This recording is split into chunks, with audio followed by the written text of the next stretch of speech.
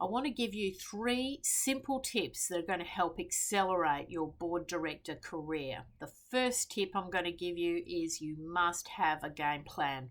So many people I meet who want to serve on boards are so vague about what they're trying to achieve, and they just don't have either the overarching goal in place and the clarity around what they're trying to achieve, and they certainly don't from that have the daily or the monthly steps that they now need to take to implement that strategic direction. And I find the vagueness is, oh, I'd love to be on boards. I want to be on a paid board. That's almost as far as it goes with a lot of people. I want to be on a paid board, and the clarity on, well, what type of board, what type of organisation is not there. So your number one step is you must absolutely get the clarity on the game plan and obviously how you're going to execute that quarter on quarter so that you actually achieve results. The second thing you must consider is what is your networking strategy, and you have to consider the fact that a lot of people now don't do as many events as they used to pre-COVID.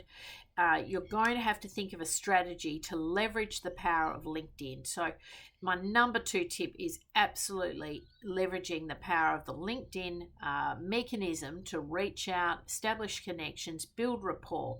I've got a client at the moment who is going through a very structured campaign to build relationships in Queensland with chairs, non-execs in the energy space.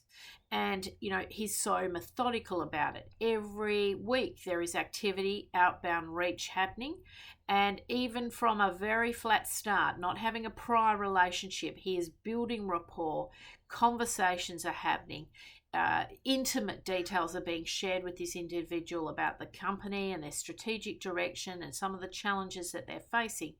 And he's able to go back and forth, and there's this ongoing dialogue now developing. So we've gone from a LinkedIn connection to an exchange of details, to an exchange of resumes, to talking about business plans, and now we're in the hot seat.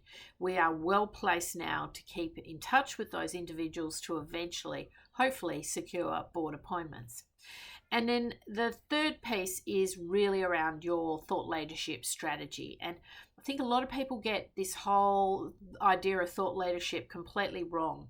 The point of thought leadership in this context, when you're talking about a board career, is to stay top of mind of headhunters, key contacts that you're making, and it's meant to augment your networking strategy. So networking and thought leadership go hand in hand for me, and it's really crucial that you have a strategy on both fronts.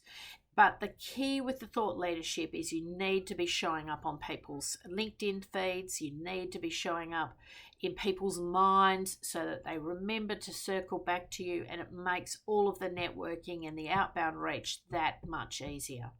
So they're the 3 top tips. You've got to have the clarity, you've got to have some form of a networking strategy, and you've got to augment this with thought leadership, because those 3 combined will give you the winning formula to secure board roles before the end of the year.